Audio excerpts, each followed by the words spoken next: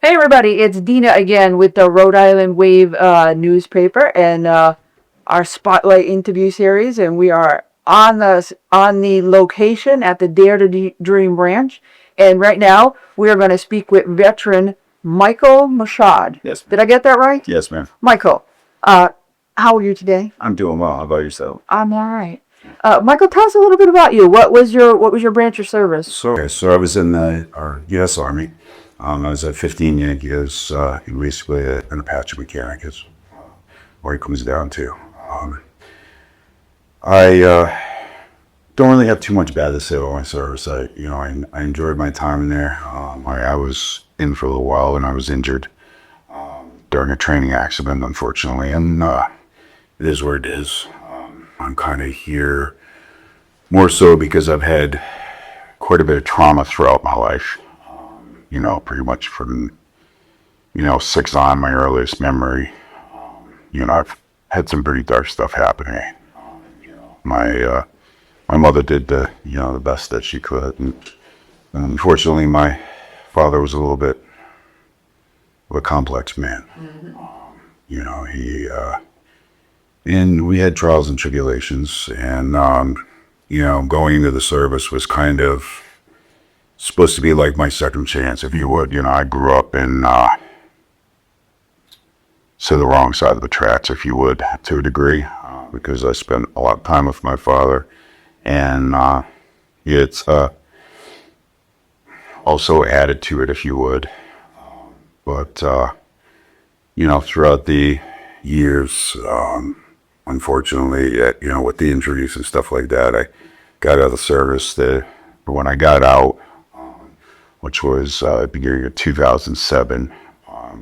Basically within 3 month period, I found out, that my father had died, my brother had died from cancer, and I was losing my military career, which I worked almost 5 years to get in the military. And,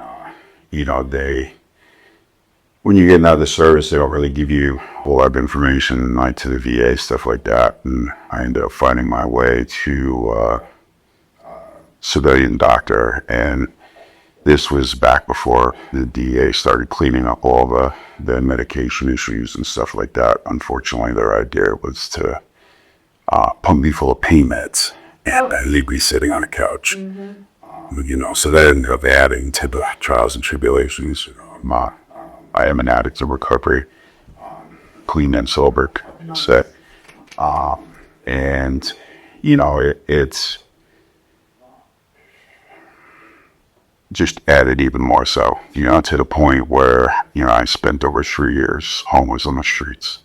I did eventually end up finding my way to the VA, and I did get a little bit of help from the VA, but, I was still struggling on a regular basis. As far as to the point where I almost took my life. Yeah, so that's not a good place to be. No. Now you look great today. I am And you're here, and you got your beautiful dog with you. So tell me, how did you find Karen in this Dare Dream Ranch? Well, before I met Karen, I wasn't much of a man of faith, if you wouldn't, a believer in God, but that started to greatly change over the past several months. I got to the hospital back in May, and I ended up finding my way to a veteran service, supposed to be somewhere this 501c type deal, and it just wasn't really always cracked up to be. And by chance, I was doing fundraising work for this particular organization, and I ended up meeting Karen. And I was standing outside of a grocery store working, and she came up. She had Sage with her, which is her dog, and we started talking a little bit, because she likes to help other charitable organizations that do the same as her. So that kind of is what started it. And she ended up handing me a pamphlet. And as I was looking through the pamphlet, at the very bottom of it, it said service dog. And it just so happens that I had spent the past 2 years trying to find a service dog. For whatever reason, whether it was lack of connection, the people that I did find, it was a very long wait list because of the amount of veterans that needed them. So it was tough for me to find one, and she just right off the, right off the rip, it was, so I have one for you if you're interested in coming and see him. And his name is Calex, so I'll show it to you very shortly. He's comfortable at the moment, so I'll keep him settled. But it just like happened so, like it just flowed so well, and I ended up calling her that very, at the beginning of that very week. And I started coming here, and, I went from coming here like once a day to, after I met Calex, which was the name of my dog, I was here 5 days a week. Nice. And, from there, she was kind enough to offer me a spot. I was having a little bit of issues with the person who owned the house where I was, that I wasn't very happy. It was creating more stresses. And, Karen, knowing that, I was on a path to try to do something better with my life, she stepped in, offered me a place, and, I came, and it's been amazing ever since. That's awesome. Yeah. So what's a typical day on the ranch look like? So we get up usually, we're out here working by like 6:30 at the latest. We feed all the horses, bring all the horses, the minis and the large goats and the rabbits and all that, take care of the chickens, and, then we feed our dogs. And, from there we usually work on something after that that's going to help us, kind of move forward in life, if you would. There's, woodworking, and, there's, we have a small gym that we've been building, so we could work out. And, she's always working with me, with the other veteran, as well as many other veterans that come through the door. I mean, there's being one other gentleman who stays here, but outside of that, she has veterans that come here all the time that she, helps on a one-on-one basis. Oh, wonderful. Yeah.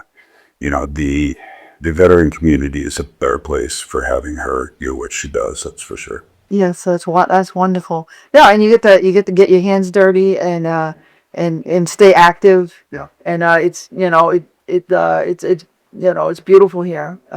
Let's meet Caleb. Hi, party. Come on. Calex. Yep. I'm gonna say it wrong. Yeah, he's Hi. absolutely amazing. I've had quite a few dogs throughout my lifetime, and I've never had a guy like this one. And to be quite honest with you, he's nothing short of amazing. He's one of the most intelligent, caring dogs. To be honest with you, he is the largest reason that I was able to connect back to my humanity.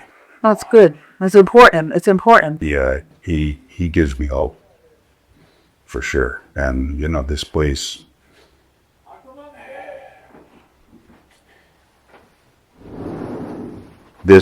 and more places like it are needed, because it gives individuals like myself who pretty much have been their lowest points hope. Wonderful.